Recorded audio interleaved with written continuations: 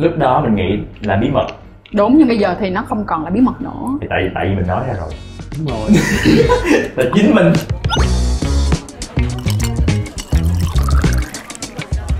Biết gì chưa? Ở đây không có vị khách nào khác ngoài hai đứa mình. Cái quán này nó như vậy đó. Bà hả, thấy họ đi làm mà còn dẫn bạn gái theo nữa chứ. Vậy luôn hả? Rồi. Không đủ thấy bạn gái đây ngồi nguyên ngày luôn. Vậy hả?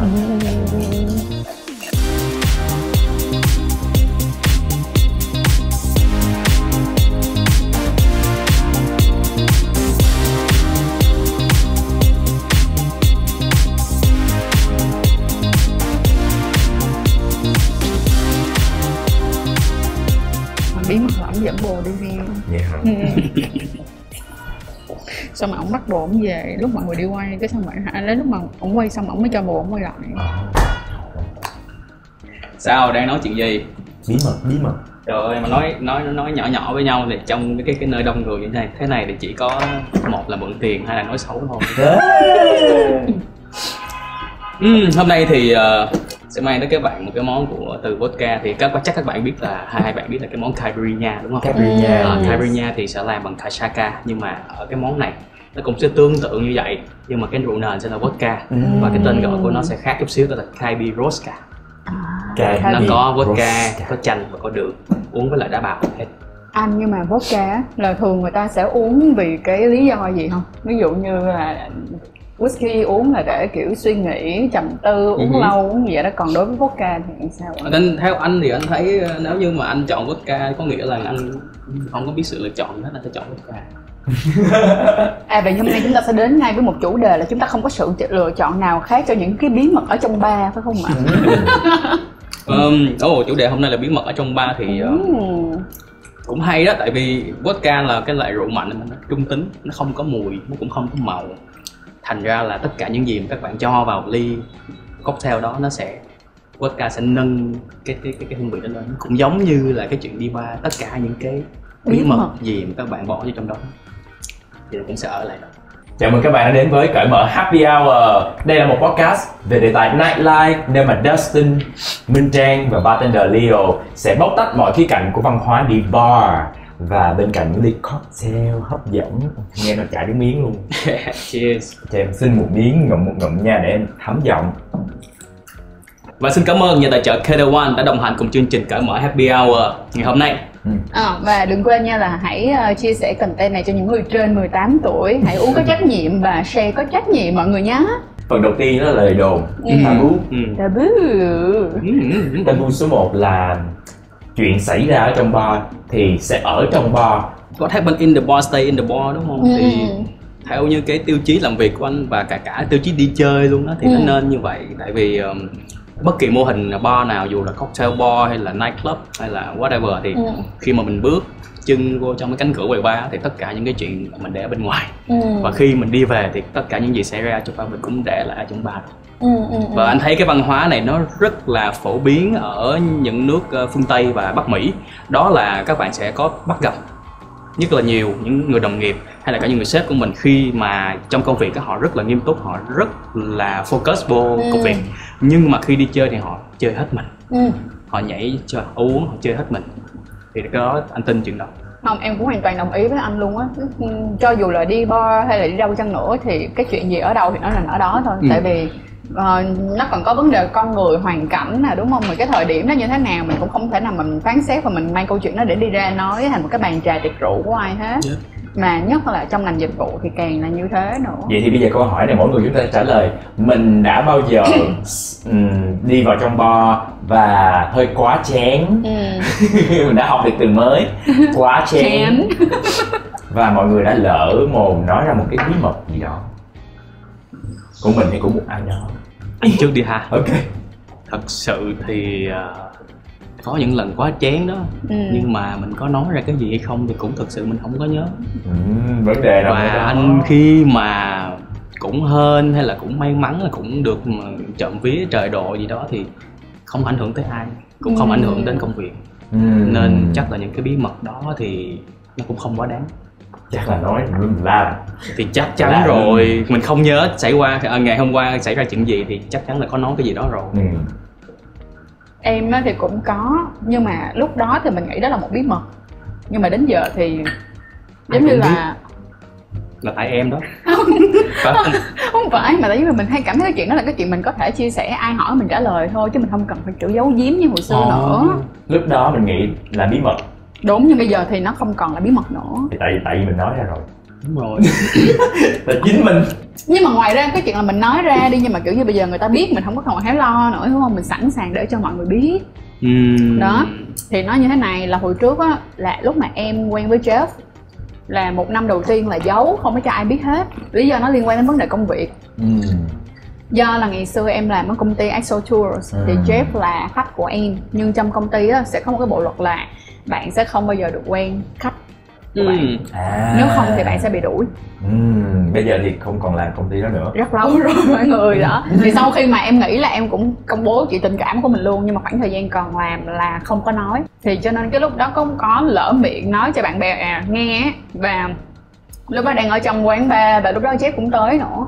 Thì cái đó là kiểu hơi nhạy cảm khoảng thời gian đó. Nhưng mà nói chung là em cũng hiểu lý do tại sao mà công ty ngày xưa lại làm cái chuyện đó, tại vì cũng chỉ muốn là bảo vệ nhân viên và hình ảnh của công ty thôi. Cho nên phải chùi mép với mọi người, mà may quá có mấy bạn chùi mép giùm mình. Cái góc độ của một cái người đi bar giải trí thì mình nghĩ một cái nơi hoàn toàn để an toàn để mình có thể tiết lộ những bí mật của mình. Mình nghĩ là chỉ né tránh nói về người khác thôi. Tại vì ai mà chả có bí mật, và nếu bây giờ ai cũng giữ bí mật trong bụng thì thú quá, không có chỗ xả. Mình luôn bí mật, nó tại sao được gọi là bí mật, tại vì có một ngày nó sẽ được bật mí. Nó đợi cái ngày bật mí, cho nên là thà bật mí ở đâu lộn xộn hay vô bar. Đôi khi người ta kiểu là chắc hồi nãy hôm qua mình nghe không rõ nó nói để có nhạc mà nghe không rõ. Dustin thì được cái có thói quen là làm MC thôi, chứ mà ở ngoài ít nói vô cùng. Cày miệng nhiều khi không muốn nói luôn. Có không? Tại đi làm á, tại đi làm nói quá, đến lúc không có làm á là không nói nổi nữa thì chắc hết năng lượng rồi. Cho nên là không biết nói về ai luôn. Facebook cũng không bao giờ mà nói xấu hay là bình luận một ai hết, cũng không biết nói gì. Có chứ chăng nữa chỉ là những cái của mình show ra những cái góc mà tâm tối của mình thôi, như là mình khóc hay là mình quậy quá thì có đó. Nhưng mà mình thấy an toàn khi ở bar mình làm những điều đó, vì không ai đánh giá mình, không ai đánh giá con người mình. Nếu mà mình làm nó ở trong công ty này thì nó hơi mệt rồi nha, thì nó có chuyện. Công nhận cái này là em công nhận. Một phần nữa là ở quán bar em cảm thấy là cái không gian riêng tư đó được nó được tôn trọng hơn cả luôn. Ngay cả cái việc là bạn đi với ai ngày hôm đó, hay bạn dress, bạn ăn mặc như thế nào thì đó cũng là câu chuyện ở trong bar. Mà em rất thích cái câu hồi nãy, em không nghĩ đó là một lời đồn mà nó should be a fact. Nó đây là một sự thật mà mọi người nên tôn trọng cái chuyện đó. Ok, anh nghĩ, tôi suy nghĩ không có cái gì là bí mật trên cuộc đời nữa. Nó chỉ là lý do hồi nãy mình nói, nó chỉ đợi một ngày để được bật mí thôi. Nice. Cho nên là chỉ là chọn thời điểm nào để bật mí cái bí mật đó, và chọn không gian gì là quan trọng. Thí dụ bạn chọn sai không gian thì nó sẽ thành, có thể làm ảnh hưởng đến một bạn hoặc ai đó. Nhưng mà bạn nói ra với lại một người bạn tâm sự hay là một anh bartender thì nhiều khi nó lại là cách để giải tỏa. Ok, nó có một cái trường hợp như thế này mà em thấy hồi xưa lúc mà em làm consultant, là một cái người tư vấn trong một cái quán á, thì em thấy có một chuyện nha. Đó là khi đó là em gặp những cái người khách đó đi với một cái người khác, mặc dù là mình biết rằng là người đó có vợ hoặc là đã có bạn gái rồi. Thì cái đó nó hơi rất là khó ở chỗ là có những người họ sẽ cảm thấy là đây là chuyện mà họ nên nói cho cái người partner nghe, của cái người mà đi á, với một người khác để nghe. Nhưng mà ở đứng một cái phương diện khác á, thì em sẽ không dám nói, tại vì đó không phải chuyện của mình. It's not my business, nó không phải là vấn đề của mình. Và chưa biết chắc được câu chuyện giữa hai người đó như thế nào, đúng, có đang lủng củng gì hay không. Và người kia, cái người partner có lỡ như bản thân của họ cũng đồng ý với cái chuyện là người partner của họ đi với một người khác thì sao, mình không biết được. Mà đi uống ở quán bar thôi mà. Thì nhưng mà ý là cũng sẽ có nhiều người họ khi mà có một số những vấn đề xảy ra, nó còn nằm ở cái opinion, là cái suy nghĩ và cái định kiến của cái người đó lên cái câu chuyện đó nữa. Thì cho nên có những chuyện ở trong bar nó không biết có được gọi là bí mật hay không, tại mình cũng không biết mình có nên nói ra hay không nữa. Anh có bao giờ thấy trường hợp đó chưa? Trường hợp đó chưa? Từ đầu chương trình đến giờ thì anh vô cái vai là nghe nhiều hơn. Tại vì cái chủ đề này thì nó lại đưa anh quay trở lại cái thói quen của công việc. Đó là bartender sẽ thấy rất là nhiều, nhưng mà không có nói. Vậy nó sẽ nằm ở đạo đức nghề nghiệp nữa đúng không? Mọi người thấy có cái câu nói mà ông bà ta hay nói là sống để bụng chết mang theo đó, thì mọi người thấy anh còn sống mà anh để bụng nhiều lắm, nên nè cái bụng anh nó hơi to, thấy không? Rất là nhiều bí mật ở trong đây. Thì thật sự gặp rất nhiều. Vậy thì gặp những người bụng to là mình an tâm, tại vì họ giữ bí mật nhiều lắm cho nên là cứ nói đi Trang. Đúng là gặp rất nhiều trường hợp mà như Trang vừa nói. Ngay cả ngày hôm nay đi với một người, ngày mai với người khác. Và mình cũng không bao giờ đánh giá chuyện đó nữa, tại mình không phải là họ. Đúng rồi, mình không phải họ. Chính xác. Hình ảnh của một anh bartender trong đầu của Dustin là một người biết tất cả nhưng không nói gì cả, mà kiểu cool lắm kìa ha. Và anh Leo là giống như là chính là cái nhân vật mà trong tưởng tượng của mình, một người nhìn đáng yêu, an toàn, đáng tin cậy, mà lại còn pha nước ngon nữa. Trời má ơi, biết nhiều thứ lắm nha, chỉ là không nói thôi. ví dụ là như vậy nè, ví dụ anh với Trang với Dustin đã biết nhau rồi, thì một ngày nào đó có một bạn khách tới và có để ý đến Trang đi, chẳng hạn vậy, thì bạn sẽ hỏi anh là anh có biết cái bạn Trang đó không, bạn Trang chuối đó, anh thấy bạn đó làm sao? Thì anh sẽ trả lời là sự thật thôi, nhưng mà mình sẽ giữ lại một phần.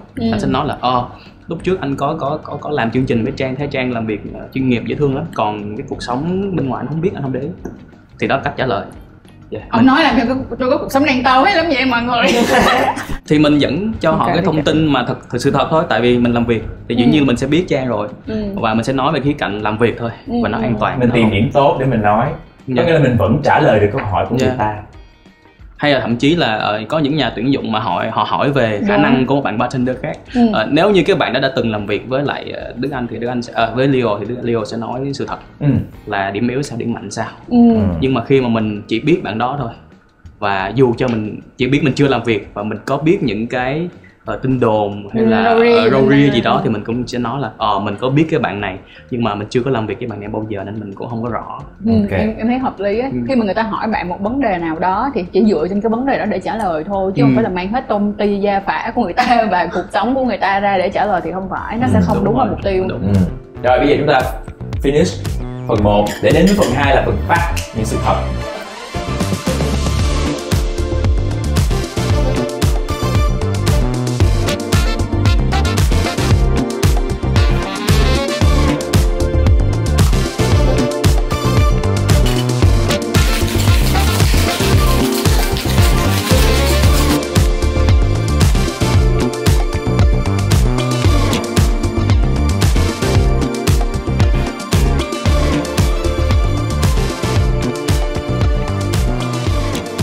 Vậy bây giờ tụi mình sẽ đến ngay với phần fact. Nhưng mà trước đó em thấy có cái gì đó nó đẹp lắm nha. Cái này là cái gì đây? Đây là món cocktail có tên cũng rất là dân dã thôi, lá dứa.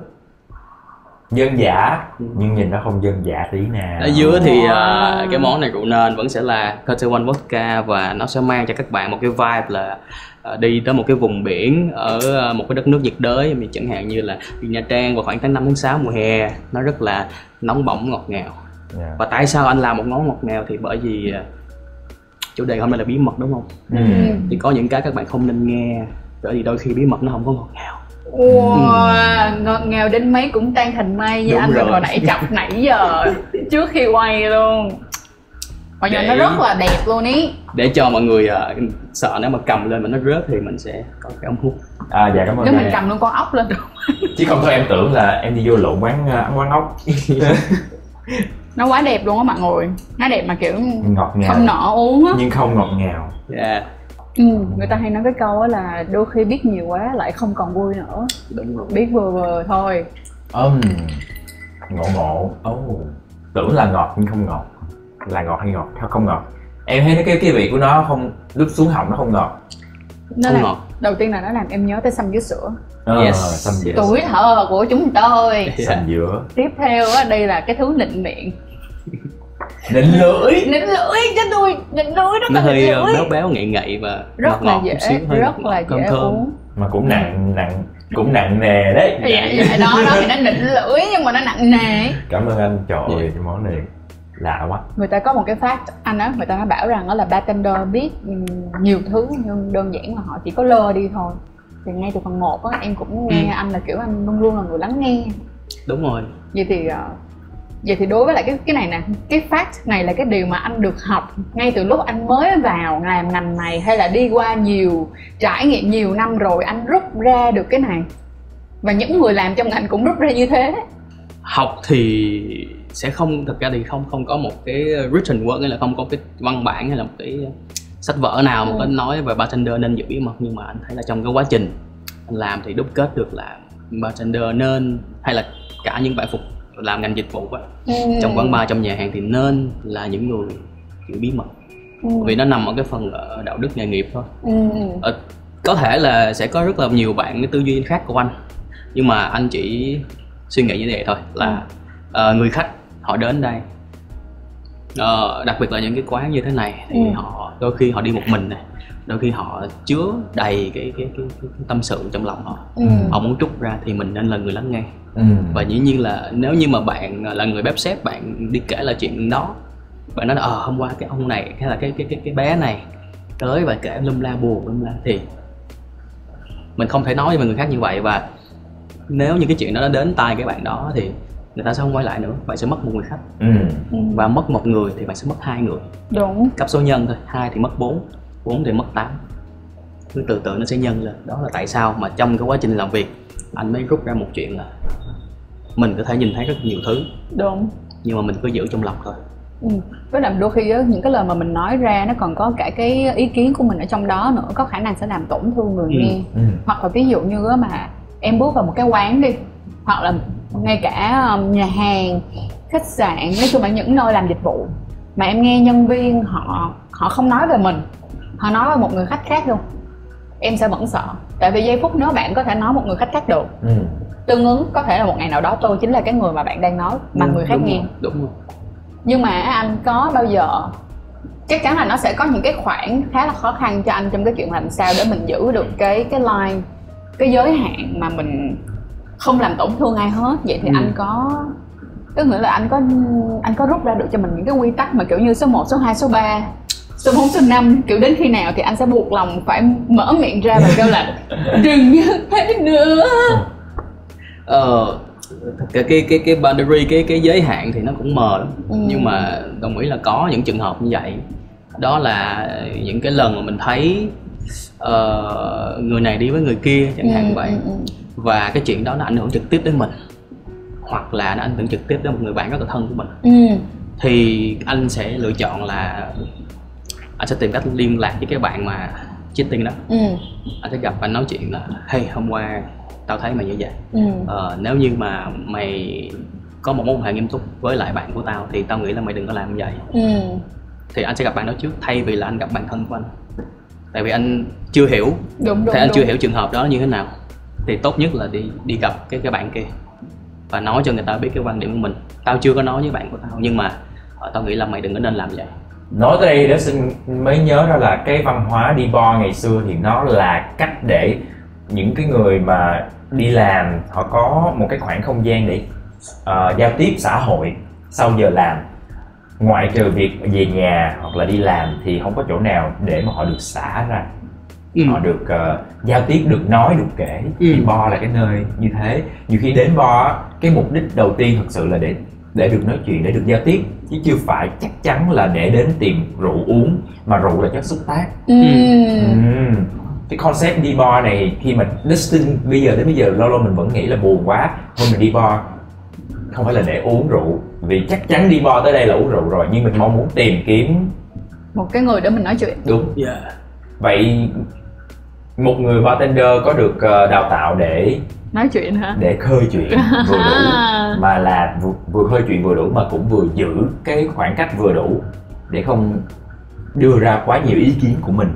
Theo như anh thấy và cả những bạn đồng nghiệp của anh đó thì không có ai chỉ bảo bạn mình chuyện đó hết á. Nó sẽ nằm ở cái chuyện là bạn có muốn trở thành người như vậy không. Thì như Dustin với Trang thì đi là phương diện khách hàng thì đi rất là nhiều quán rồi. Thì các bạn sẽ thấy là có những nơi các bạn đến là chỉ để xóa cái năng lượng của các bạn thôi. Còn có những nơi các bạn có thể tâm sự được. Thì những anh bartender mà ở những cái nơi mà có thể tâm sự được thì có cái xu hướng là sẽ dễ dàng lắng nghe các bạn hơn. Còn những bạn mà họ làm ở những cái nơi có năng lượng cao á thì họ lại có thể họ không giỏi chuyện đó, họ lại giỏi hơn về cái chuyện là entertain, làm các bạn vui, giải trí cho các bạn nhiều hơn. Chứ không có một cái trường lớp nào dạy như vậy. Còn đó là cái phong cách của từng bartender thôi. Họ muốn như thế nào thì họ sẽ trở thành một cái bạn mentor như vậy. Ngày trước á, em không nhớ là em đi quán nào mà người ta nói với em cái câu này mà đến bây giờ em thấy càng ngày nó càng đúng nha. Tức nghĩa là cái người bartender họ có rất là nhiều yếu tố để cấu thành một người bartender. Không đơn giản là bạn biết rượu mà bạn còn phải biết pha, bạn có sự sáng tạo ở trong đó. Nhưng một cái rất là quan trọng nữa đó là khả năng kết nối với khách hàng. Em sẽ không dùng là khả năng nói chuyện với khách hàng, kết nối ở chỗ, bởi vì có những lúc người ta muốn chia sẻ nhưng có những lúc người ta muốn giải trí. Đúng. Giải trí. Hay đó. Có một cái câu hỏi đó xin muốn hỏi nữa. Ví dụ như một người khách hàng muốn đến đây nói chuyện với bartender và sau đó anh ấy sẽ tiếp cho bartender một con số tiền tương đối hậu hĩnh để giữ bí mật, thì bartender có nhận không? Thật ra thì không cần thiết, anh cũng sẽ giữ thôi, giữ bí mật thôi. Nếu như đó là một cái bí mật hệ trọng và chủ ý của cái người tới đây uống nói chuyện là họ muốn tiếp để make sure là họ được nói và bartender hay là những nhân viên trong quán không được tiết lộ. Anh tuy là làm 14-15 năm nhưng mà anh chưa nằm trong trường hợp đó bao giờ hết. Nên anh vẫn chưa có một cái cách hồi đáp hay là cách trả lời chính xác cho các bạn. Nhưng mà anh đã thấy chuyện đó xảy ra với lại một người khác, một người đồng nghiệp của anh, và bạn đó không có nhận tiền tiếp. Bởi vì số tiền nó quá lớn. Và đó là lựa chọn cá nhân mà, đúng không? Lựa chọn cá nhân rồi. Nhưng mà anh nghĩ theo như hướng nhìn của anh thì nếu như chuyện đó xảy ra với anh thì anh cũng sẽ làm giống như các bạn đồng nghiệp của anh sẽ không nhận cái số tiền đó, nhưng mà anh vẫn sẽ giữ cái bí mật đó. Rồi một level khác, bây giờ người khách đó muốn bao luôn cái quán đó ngày hôm đó. Chuyện đó bình thường mà. Được hả? Chẳng hạn như bạn đi Phuket bên Thái Lan á, hay là Pattaya thì có rất là nhiều quán bar mà ở trong đó họ có để một cái chuông. Và đừng có dại dột mà rung cái chuông đó nha. Rung cái là mời hết tất cả. Rung hết là bạn sẽ, một là mời hết tất cả các bill ngày hôm đó, và hai là bạn sẽ bao hết tất cả các quán đó. Cái chuyện bao quán thì bình thường. Nhưng mà ý là bao quán để ngồi một mình luôn á, đúng không? Đúng rồi. Được thôi. Được thôi. Trả đủ doanh thu cho tôi hôm đó. Ok. Vẫn có cách để chúng ta đúng không, tới quầy bar mình make sure là câu chuyện của mình là được giữ kín, chỉ cần mình bao luôn cái quán đó ngày hôm đó. Bởi vậy á, thật ra không phải là bí mật có giữ được hay không, mà đôi khi là bạn có đủ tiền để giữ cái bí mật đó hay không. No, nghe rất phủ phàng nhưng đó là một sự thật đó mọi người. Thì đúng rằng là tiền không phải là thứ quan trọng nhất, nhưng chắc chắn là tiền có thể giải quyết được rất nhiều vấn đề. Tiền không giải quyết được vấn đề nhưng mà rất nhiều tiền thì sẽ giải quyết được vấn đề. Cái chuyện mà Dustin vừa nói về chuyện bao quán thì cũng có nhiều trường hợp mà nó không phải là bao quán, nhưng mà họ bao một cái khu đó. Và khu đó nó hơi private thì tất cả mọi thứ diễn ra trong đó mình giữ bí mật. Dĩ nhiên là trong cái giới hạn bình thường chứ không phải là giờ đó làm những chuyện cũng khủng khiếp kinh thiên động địa thôi. Rồi nào chúng ta định lưỡi một cái nào.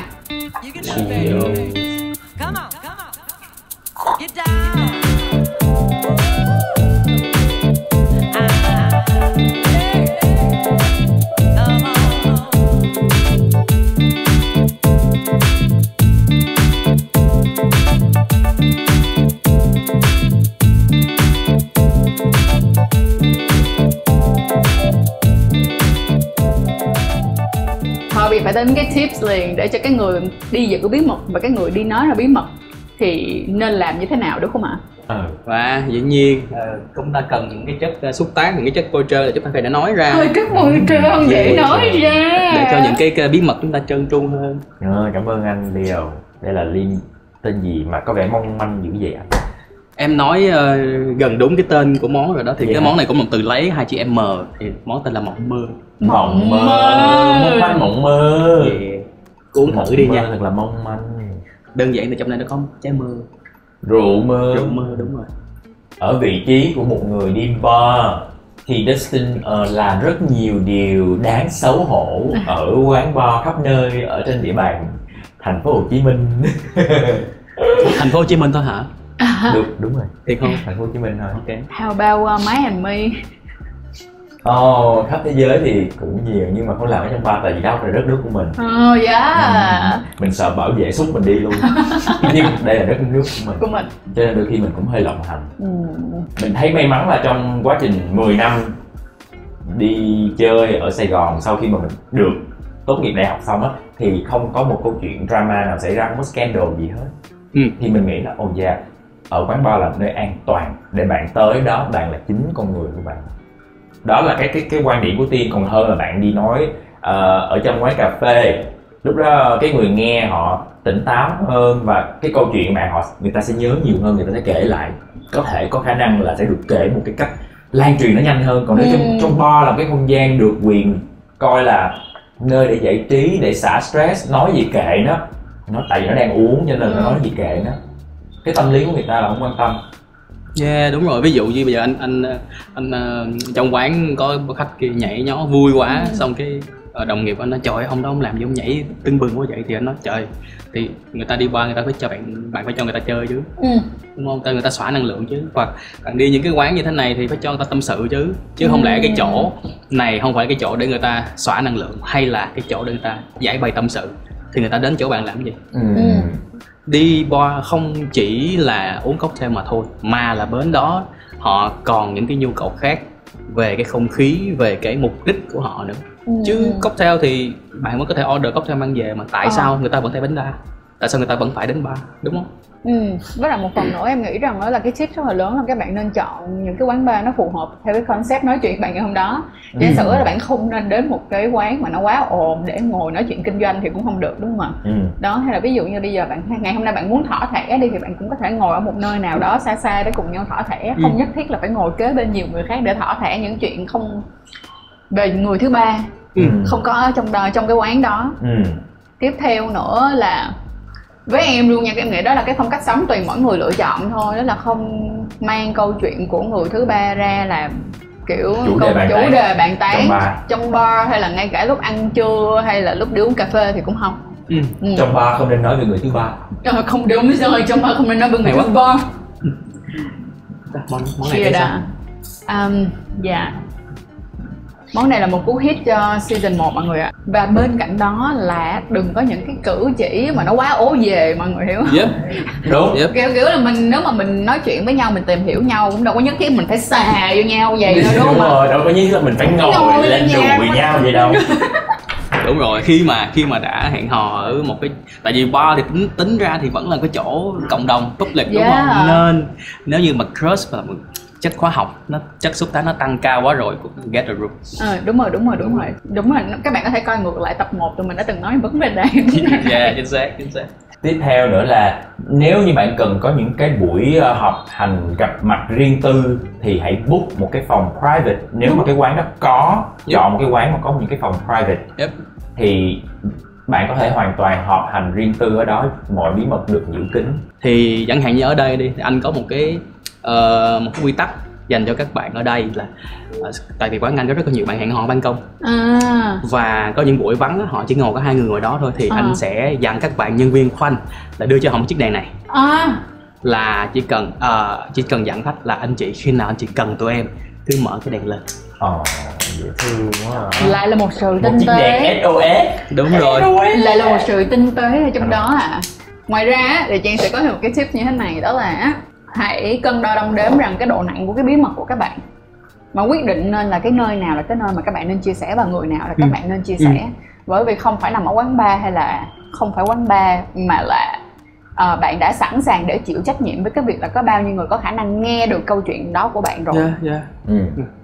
Còn anh có một cái tip dành cho những anh em trong nghề thôi, là bởi vì sẽ có những lúc, chắc chắn là sẽ có những lúc thật là thường xuyên luôn đó, là các bạn sẽ gặp những cái trường hợp khách họ không phải thực sự là tâm sự nữa, mà họ đã bắt đầu chuyển qua chế độ là kể lể rồi. Kể lể và bắt đầu hơi nói tùm lum tùm la. Thì cứ giả vờ là bạn đang lắng nghe đi. Cứ hãy nói một cái từ gọi là the golden word. Vậy hả anh? Đó, cứ như vậy thôi. Tại vì họ cũng chỉ muốn nói được lắng nghe thôi. Và bạn không cần phải nhớ cái nội dung đó. Tại vì họ cũng không muốn bạn nhớ. Đúng. Ôi vậy đó là cả một cái nghệ thuật trong việc là quyết định điều gì là điều mình nên ghi nhớ và điều gì là điều mình nên từ cái lỗ tai này sang cái lỗ tai kia, đúng không?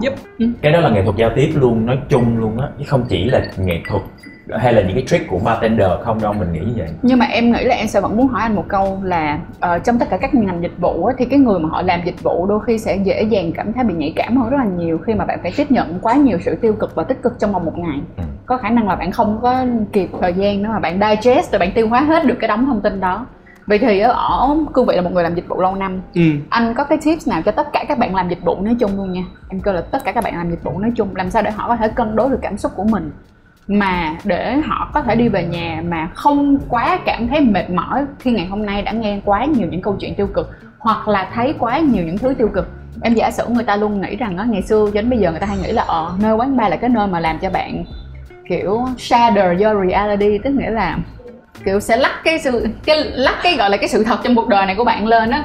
Thì em giả sử nha, em có rất là nhiều người bạn đã từng làm ở trong bar và họ bảo rằng sau khi làm cái này xong ta không còn tin bất kỳ thằng đàn ông nào nữa, kiểu như thế, bị ảnh hưởng tâm lý. Chính xác. Nhưng mà điều gì là cái điều mà động lại của một người làm bao nhiêu đây năm về chuyện để chúng ta không để bản thân của mình rơi vào đúng rồi vững vàng mà mình hiểu được bản chất của vấn đề tốt hơn. Vừa Trang vừa nói cái chuyện là những người bạn của Trang sau khi làm ngành dịch vụ xong thì không còn tin vào đàn ông nữa. Thì thật ra anh cũng vậy thôi, anh sẽ không tin vào những người phụ nữ nữa. Nhưng mà khi mà mình quyết định mình tin ai thì mình cứ mù quáng mình tin thôi. Đó là cái sự lựa chọn của anh. Và mình sẽ cho họ niềm tin mù quáng là bởi vì mình thấy họ xứng đáng chuyện đó. Đó là về vấn đề relationship cá nhân. Còn đối với cái chuyện mà em nói là một ngày nhìn thấy hoặc là nghe rất là nhiều thứ tiêu cực từ những người khách hàng của mình thì cái cách tốt nhất là đừng ghi nhớ. Cách tốt nhất là đừng ghi nhớ. Kiểu cái cách mà họ communication, họ nói chuyện với anh đó, họ đôi khi họ làm khó làm dễ người bartender nữa. Anh công nhận không, khi mà đôi khi anh đi làm dịch vụ á, đôi khi là họ đang có một nỗi buồn từ bên ngoài nhưng mà họ mang vô đây á, trút hết, họ trút ngược lại mình. Vậy thì how? Cái chuyện luyện tập thật ra thì mình phải luyện tập cái mindset mình thôi. Mình luyện tập cái mindset mình thôi. Là xin nói về anh không có theo một cái đạo tôn giáo nào hết, nhưng mà anh có đọc một cái câu nói của Đạt Lai Lạt Ma là khi mà cơn thịnh nộ cơn khát trút bên bạn mà bạn cảm thấy bạn xem nó không phải là dành cho bạn thì cơn thịnh nộ đó sẽ quay trở ngược lại đối với cái người đó thôi. Thì mình đừng có mình tập cái thói cái từ thơ Việt Nam này thôi kệ, cứ kệ đi. Tập khó, nói thì dễ nhưng mà tập khó. Anh cũng tập còn khoảng 7-8 năm á. Cái thời gian đầu đi làm thì anh cũng không tinh tế như vậy đâu. Và lại còn trẻ nữa, cũng sốc nổi lắm, cũng bị khách chửi hoài và có nhiều ông cao to hơn mình và đứng nói mà mình phải như vậy nè. Và thiệt nước mưa nước miếng đó cứ bắn vô mặt. Và thật ra lúc đó không biết là ông bà độ hay là trời độ vậy đó, mình không có phản ứng lại và mình đi kiếm ngay bảo vệ với quản lý để xử lý cái ông đó. Thì nó vừa chuyên nghiệp và mình cũng không phải là cái người tiếp xúc trực tiếp tương tác trực tiếp với lại cái bạn khách đó. Thì đó là về cái vấn đề kiềm chế cái cơn giận, cái cơn mà mình không có để cái sự nóng giận của người khác ảnh hưởng đến mình. Và cái tiếp theo nữa em cũng nghĩ rằng là ví dụ như là chỉ cần khi mà các bạn có đủ trải nghiệm thì các bạn cũng sẽ biết được rằng là những cái bí mật có nên bật mí hay không, và cái chuyện mà các bạn bật mí những bí mật đó, nó cũng sẽ ảnh hưởng tới cái việc người khác có muốn nói tiếp cái bí mật đó, tức là sau này có muốn nói bí mật với các bạn hay không. Vậy nếu như các bạn quyết định rằng là một người không muốn nghe bí mật của ai hết thì cứ thoải mái nói bí mật của người ta nếu bạn lỡ nghe được. Nhưng một khi đã muốn trở thành một người có thể để chia sẻ những cái điều rất là thầm kín thì biết giữ cái miệng ngoài một xí. Cái takeaway này sẽ dành cho các bạn làm ngành dịch vụ nói chung và dành cho các bạn bartender nói riêng. Cái mà các bạn cần ghi nhớ là công thức, là khẩu vị khách hàng, là tên và là cái sở thích của khách hàng. Còn các bạn không cần phải ghi nhớ là những bí mật của họ. Không cần ghi nhớ những bí mật của họ. Nice. Còn key takeaway của Trang đó là bạn có thể nói ra bí mật của mình thoải mái, nhưng mà hãy luôn luôn kiểu là phải đoán trước được rằng có khả năng cái chuyện này nó sẽ bị lộ ra. Vậy thì nếu nó lộ ra bạn sẽ phải handle, bạn sẽ phải giải quyết cái vấn đề này như thế nào. Nếu bạn cảm thấy bạn giải quyết được thì nói ra, còn không thì bạn cũng không nên nói ra, cho dù nó ở quán bar hay ở đâu đi chăng nữa, hay với ai đi chăng nữa. Nó giống như cái câu mà chúng ta hay bắt đầu khi kể bí mật đó là: ê, tao kể mày nghe cái này nha, mày đừng có kể ai hết nha. Thì chắc chắn là nó sẽ kể cho người khác thôi. Trên đời này không có gì gọi là bí mật mà không một ai biết cả. Bí mật là một câu chuyện mà nó chờ ngày để bật mí. Quan trọng là mình tìm người để bật mí cho đúng thôi. Đó. Còn nếu mà không muốn nói bí mật á, thì ra đảo mà ở vậy thôi. Tại vì chúng ta sống ở đây, ngày nào chúng ta cũng stress và cũng cần một ai đó để chia sẻ, đúng không? Vì vậy các quán bar mới tiếp khách, mới có khách mới tới, và rất nhiều người khách đi một mình tới đây. Họ đi một mình tới đây để làm gì? Để trò chuyện, network. Networking, giải tỏa, để giải trí. Và chắc chắn sẽ có rất nhiều bí mật tiết lộ ở trong những cái quán bar, trong những cái lúc đi uống như thế. Cho nên là đừng có lo, hãy chọn cho quán bar bạn an toàn, thân quen, chọn một cái người có thể giữ được bí mật. Chọn như thế nào thì cái đó là trải nghiệm. Một cái phân phát vui mà hồi từ đầu chương trình anh có nói đó là sống để bụng chết mang theo. Thì bạn cứ thấy mà bụng ai bự bự như bụng của anh Leo đó, anh Leo đó, nghĩa là giữ rất là nhiều bí mật ở trong đấy. Hãy chọn những bartender bụng bự. Mà cũng đừng quên nha, bạn có thể là một người giữ bí mật tốt, mà không có nghĩa là cái người bạn nói ra cũng có khả năng giữ bí mật tốt giống như bạn. Cho nên đừng có những cái kỳ vọng như vậy. Ok, đồng ý. Và đó là cởi mở happy hour. Justin và Minh Trang và bartender Leo rất là vui vì đã được đồng hành cùng với mọi người. Hy vọng là sẽ được tiếp tục đồng hành trong những mùa tiếp theo. Chính xác. Bye bye. Kết thúc season 1 rồi, mọi người có thích không? Còn tôi thì rất vui. Rất là vui luôn. Và sau cởi mở happy hour thì mình thấy mình đã cởi hơn rất là nhiều. Trang có cởi hơn nhiều không? Không, đó giờ em cởi lắm rồi mọi người ơi, giờ em phe thân luôn rồi. Anh này, anh Leo cởi nhiều nè. Anh thấy khách anh đông hơn. Vậy là xấu rồi, ok. Là có rất là nhiều khách tới và kêu những cái ly nước mà trong những tập của mình luôn. Trời ơi, that's the best thing ever. Oh my god. Cảm ơn.